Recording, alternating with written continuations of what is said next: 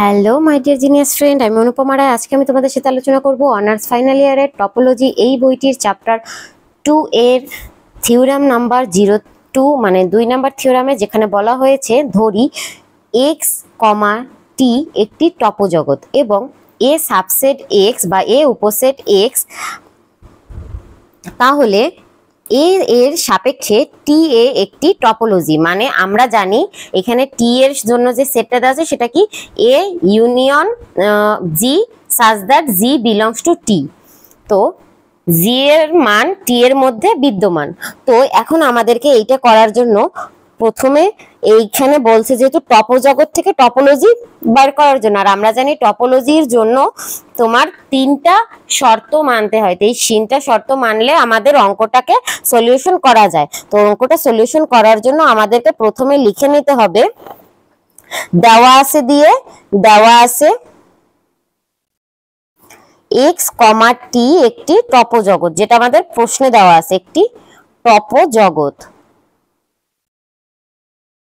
এবং কি বলা আছে, এক্স সাবসেট এ, এক্স এর মান এর ভিতর বিদ্যমান। তাহলে আমরা এবার প্রমাণ করব কি, প্রমাণ করতে হবে লাইনটা দেওয়া আছে যে T A union G such that G belongs to T, এর সাপেক্ষে টি এ একটি টপোলজি। এই যে এই এর সাপেক্ষে, মানে এইখানে যে এ আছে, এই এর সাপেক্ষে আমাদের টি এ যে সেটটা দেওয়া আছে সেই টি এ একটি টপোলজি। এইটা আমাদেরকে প্রমাণ করতে হবে। এখন টপোলজি প্রমাণের জন্য আমাদের যে 3টা শর্ত আছে, তার প্রথম শর্তটা হচ্ছে আমাদের ফাঁকা সেটের ভিতর টি এর মান আর এক্স এর মান বিদ্যমান থাকবে। ফাঁকা সেটের ভিতর এই টি এর মান আর এক্স এর মান বিদ্যমান থাকবে, এইটা আমাদের প্রথম শর্ত। তাহলে আমরা আমাদের প্রথম শর্তের জন্য কাজ করব, তারপরে বাকি কাজগুলো, এরপরে ইউনিয়নের কাজ করতে হবে, তারপরে ইন্টারসেকশনের কাজ করতে হবে। তো ইন্টারসেকশন আর ইউনিয়ন আমরা পরে করব, আগে ফাঁকা সেটের জন্য করে নেব। টপোলজি এর জন্য আমরা প্রমাণ করতে পারবো নিম্নলিখিত শর্ত, সেটা আমরা লিখে নিই। টপোলজি এর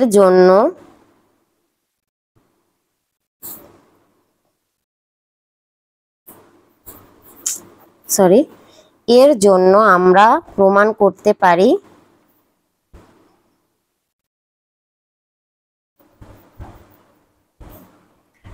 টি এ নিম্নলিখিত শর্ত সিদ্ধ করে।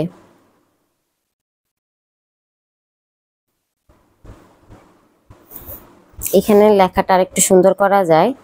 এখন টি এ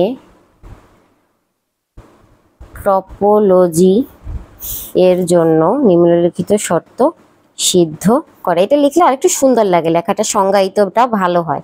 এবার আমাদের কি বলছিল, 1 নাম্বার শর্ত, ওই যে একটু আগে বললাম, ফাঁকা সেটের মান প্রথমে টি এর মধ্যে বিদ্যমান, আর এবং দিয়ে আমাদের যে তোমার এইটা দেওয়া আছে, এইটার জন্য আমাদের এর মান, এই যে এ আছে, এর মানও তোমার হচ্ছে গিয়ে ফাঁকা সেটের মধ্যে বিদ্যমান হবে, আর ফাঁকা সেট বিলংস টু টি এ। প্রশ্নে টি এর জায়গায় টি এ দেওয়া আছে, আমাদের টি এ প্রমাণ করতে হবে।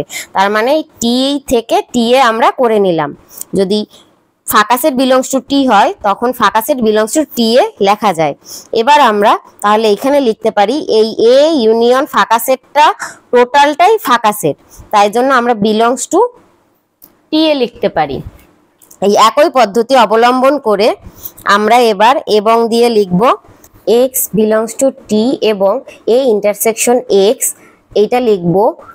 অর্থাৎ ইন্টারসেকশন দেওয়ার পর এই বাম পাশে যে আমরা ধরছি সেইটাকে আবার এখানে লিখে দিতে হয়, আর এখানে টি এ লিখতে হবে, কারণ আমরা টি এর জন্য টপোলজি প্রমাণ করব।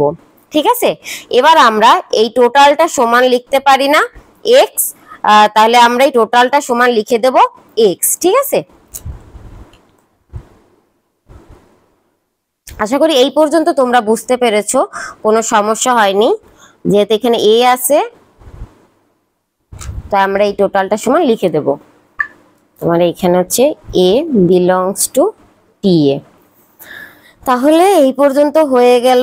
এবার পরবর্তী যে শর্ত, সেটার জন্য আমাদেরকে লিখতে হবে তোমার কিছু কথা লিখে নিতে হবে ধরি দিয়ে, তো সেইটা আমি আগে লিখে নিই, তারপরে বাকি বিশ্লেষণে যাই। ধরি আমাদেরকে লিখতে হবে টিএ এর মধ্যে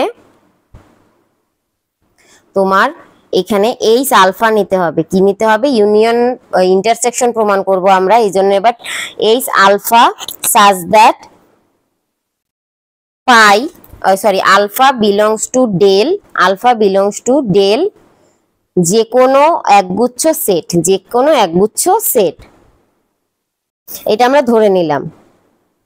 আমাদের আরো কিছু মান ধরতে হবে, সেটা আমি একবার এখন এখানেই ধরে নিব, তোমরা জাস্ট ধৈর্য সহকারে একটু দেখো। তখন যখন এইটা একগুচ্ছ সেট হবে টি এর মধ্যে, তখন টি এর মধ্যে বিদ্যমান, তার মানে এইটা বিলংস টু আমরা টি এ লিখতে পারবো। আমাদের এইটাই প্রমাণ করতে হবে, এই টোটালটা বিলংস টু টি এ।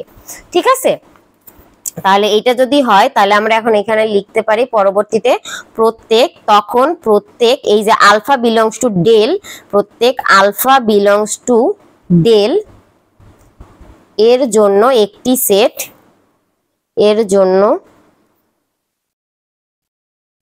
একটি set G alpha belongs to T বিদ্যমান থাকবে। ঠিক আছে, যেন এই যে আমরা এইচ বিলংস টু টা লিখছিলাম, এইচ বিলংস টু তোমার এ ইন্টারসেকশন, আমরা ইন্টারসেকশন প্রমাণ করব, তাই আমাদের এ ইন্টারসেকশন জি আলফা দিয়ে করতে হবে। এবার আমরা এইটুক করলাম, এবার আমরা কি করব আমি অপর পেজে দেখাই তোমাদের। আমরা এবার লিখব ইউনিয়ন, ওই যে ধরছিলাম টি এর জন্য যে মানটা সেইটা এখানে লিখব, H alpha such that alpha belongs to del equal to U A union, এই ইউটা কিন্তু ইউনিয়ন, ঠিক আছে, union A G alpha belongs to alpha, G such that alpha belongs to del. এবার আমরা এই ইন্টারসেকশন যেটা আছে, ইন্টারসেকশনটাকে বাইরে নিয়ে আসব, বাইরে নিয়ে এসে তোমার ইউনিয়ন যেটা আছে সেই ইউনিয়নটাকে আমরা এইখানে ভিতরে লিখবো, ইউনিয়ন দিয়ে এই জি এর ফন্টটা লিখবো। ঠিক আছে, G alpha such that alpha belongs to del.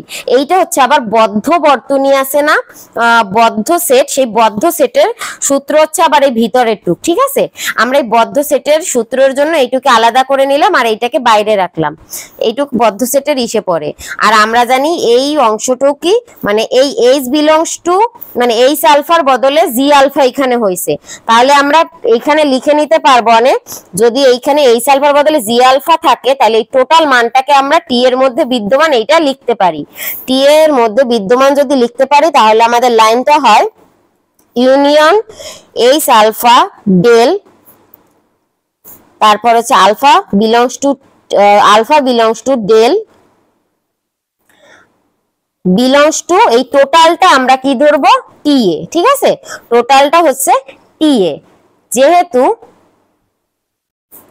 তোমার U G alpha such that alpha belongs to del belongs to T. বুঝতে পারছো? এখান থেকে আমরা এটা প্রমাণ করতে পারি। আর এইখানে যখন আমরা এ ইন্টারসেকশন টি লিখি তখন আমরা আগের যে মানটা পাইছিলাম সেইখানে আমরা এই ইন্টারসেকশন টি ইকুয়াল টু টি লিখছিলাম, তার জন্য আমরা এইটা ইকুয়াল টু এইটা অটোমেটিক লিখতে পারি। এই মানটা তো আমাদের হয়ে গেল। এবার আমাদের 3 নাম্বার যে শর্তটা, আমাদের ইন্টারসেকশন প্রমাণ করছি, এবার আমাদের ইউনিয়ন প্রমাণ করতে হবে, সেই ইউনিয়নকে প্রমাণ করব। তার জন্য প্রথমে আমাদেরকে ধরে নিতে হবে, ধরি টি এর মধ্যে দুইটা সেট বিদ্যমান থাকবে, একটা হচ্ছে H1 ও আর একটা H2, যে কোনো দুটি সেট। ঠিক আছে, আশা করি এইটুকু বুঝতে পারছো। এরপর আমরা টি এর মধ্যে দুইটা উপাদান বিদ্যমান থাকবে লিখবো, বা দুইটা পদ বিদ্যমান লিখবো, সেটা হচ্ছে গিয়া G1 এবং G2 বিদ্যমান থাকবে। ঠিক আছে, টি এর মধ্যে G1 ও G2 বিদ্যমান থাকবে, যেন দিয়ে আমরা এখন একটা এখানে সেট লিখবো বা শর্ত লিখবো, যেটাই বলো। H1 এর equal to A union intersection G1 এবং H2 এ ইন্টারসেকশন জি2, একবার জি1 এর সাথে এ নেব আর একবার জি2 এর সাথে এ নেব। এরপরে আমরা এই দুইটাকে ইন্টারসেকশনে নেব, বলতে পারো H1 ইন্টারসেকশন H2, তাহলে H1 ইন্টারসেকশন H2 হবে। আর এইখানে এইটাকে নিলাম, এই H1 এর মান, আর এই এবং এর জন্য আমরা ইন্টারসেকশন সাইন দিলাম, আর আমাদের এইখানে নিলাম এ ইন্টারসেকশন জি2।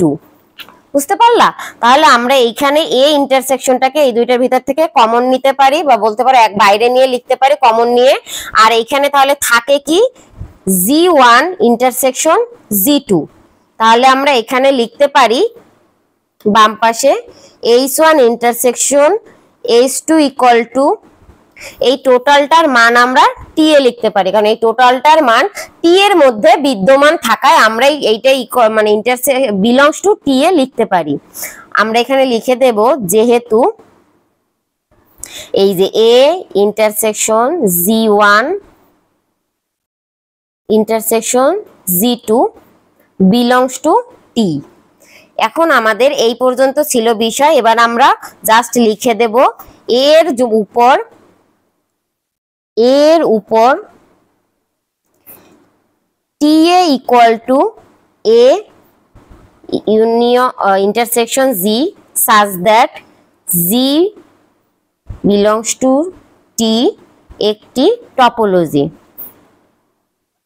তোমাদের জাস্ট এই ধাপগুলোকে মনে রাখতে হবে যে কোনটার বদলে আমি কি লিখেছি। তো এই জিনিসটা বারবার যখন তোমরা প্র্যাকটিস করবা তখন তোমাদের এগুলো অটোমেটিক আত্মস্থ হয়ে যাবে। তো আজকের মতো এখানে বিদায় নিচ্ছি, দেখা হবে পরবর্তী ভিডিওতে। তোমরা সবাই ভালো থেকো।